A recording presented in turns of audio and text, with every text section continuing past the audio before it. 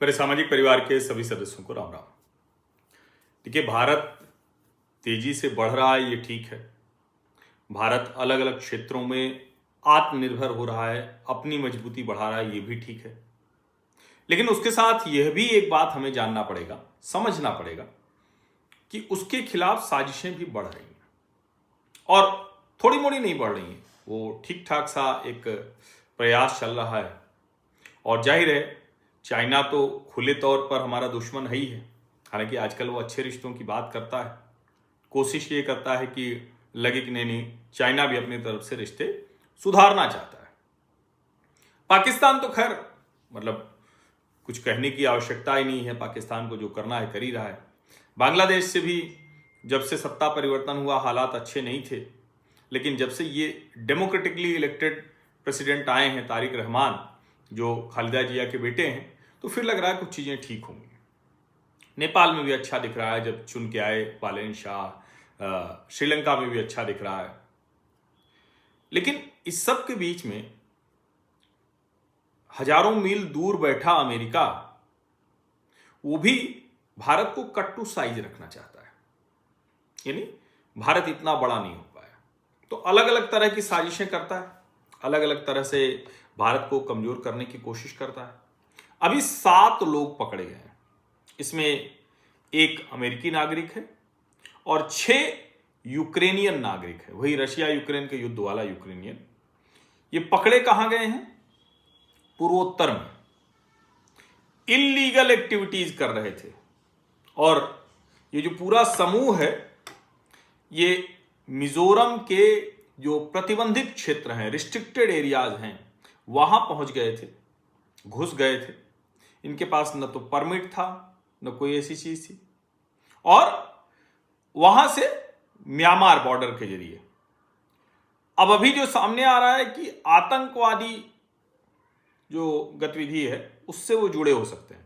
National investigating agency, जो हमारी राष्ट्रीय सुरक्षा जांच एजेंसी है, तो उसने जो है ये पकड़ा है और इनके ऊपर आरोप लगे हैं कि ये जो पूर्वोत्तर में जो ऐसे ग्रुप्स हैं ना, जो आतंकवादी हरकतें करते हैं, उग्रवादी हैं, जो भी आप नाम से कह लीजिए, तो उनको हथियार पहुंचाना, उनको ट्रेंड करना, ये सब काम वो कर रहे हैं। अब यहां तक तो ठीक था, उससे आगे सुन लीजिए, उनको ड्रोन चलाना भी ये सिखा रहे हैं। ये जो 7 लोग पकड़े गए हैं ऐसे, अब इनको पकड़ा गया है, एक आदमी पकड़ा गया। अब उसके बाद कहां से ये लोग पकड़े गए जरा सोचिए। ये देश भर में कार्रवाई हुई, दिल्ली, कोलकाता और लखनऊ, इन जगहों पर ये पकड़े गए। अब इनको अदालत में पेश किया गया और दिल्ली की अदालत ने इनको 11 दिन की पुलिस कस्टडी में भेज दिया। जो अमेरिकी एम्बेसी है भारत में, उसने जो है वो एक्नॉलेज किया है कि एक अमेरिकन सिटीजन भी इसमें पकड़ा गया है।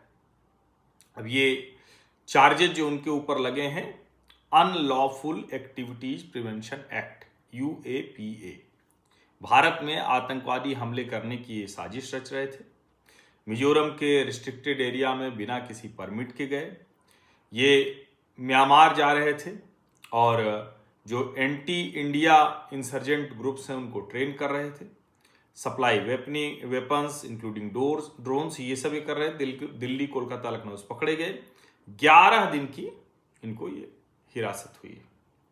अब जो अमेरिकन नेशनल है, ये एक अमेरिकन मर्सनरी है और फिल्म मेकर है।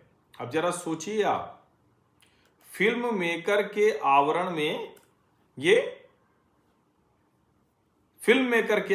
में ये जो है यहां इस तरह की गतिविधियां कर रहे थे।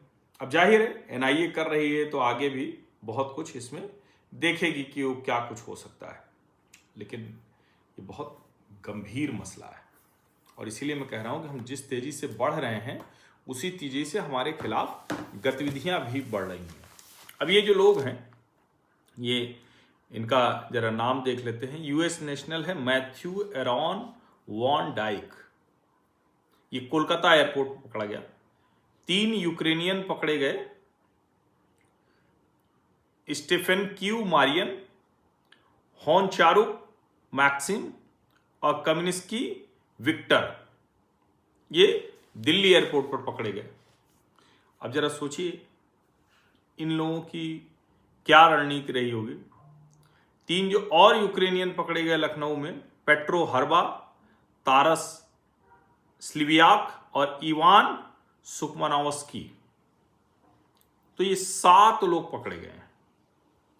और ये जो है ये म्यांमार का चिन स्टेट है, तो वहां ये प्रशिक्षित करके इनको भेजने की इनकी तैयारी थी।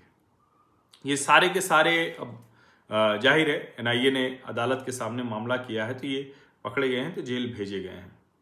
जो मिजोरम के सीएम हैं लालडूमा, उन्होंने बताया कि अच्छा, ये कह रहे हैं कि ये स्टेट का भी जो इंटेलिजेंस है उसके पास भी ये इनपुट था कि यूक्रेनियन वॉर वेटरन्स यहां पहुंच रहे हैं और चीन प्रोविंस में, वहां जो म्यांमार में, वो जो है चीन स्टेट में, ये रेबल आउटफिट्स को ट्रेनिंग दे रहे हैं। ये इसको समझिए। और इसीलिए मैं कह रहा हूं कि भारत की चिंताएं, भारत की सुरक्षा जरूरतें वो एकदम अलग हो गई हैं। पहले भी इस तरह की साजिशें होती थी, तो पहले उन साजिशों को इतना उनको मतलब जिसको कहें कि प्रतिरोध नहीं मिलता था, पकड़े नहीं जाते थे। राष्ट्रीय सुरक्षा के लिए ये बहुत बड़ा खतरा है जिसकी खबर सामने आई। अब हम उम्मीद यही करते हैं कि जैसे ये पकड़े गए हैं तो और भी जो इस तरह के लिंक्स हैं वो पकड़ में आए।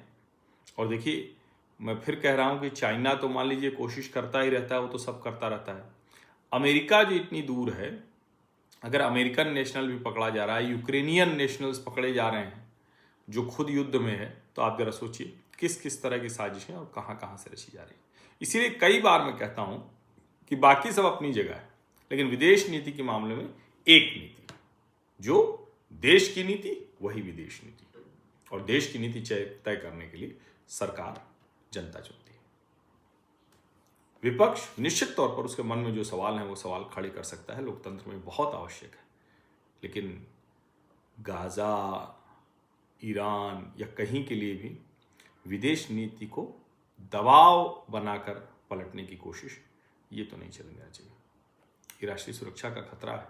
और मैं तो बार बार कहता हूँ कि हमारे चैनल पर जो सार्थक सकारात्मक राष्ट्रीय विमर्श है वो आना चाहिए, और जो खतरे हैं वो भी दिखने चाहिए। तो ये जानकारी आपको होनी चाहिए। आप सभी का बहुत बहुत धन्यवाद। सब्सक्राइब अवश्य कर लीजिए, नोटिफिकेशन घंटी दबा दीजिए, लाइक का बटन दबा दीजिए, अधिक से अधिक लोगों तक इस वीडियो को पहुंचा दीजिए। धन्यवाद।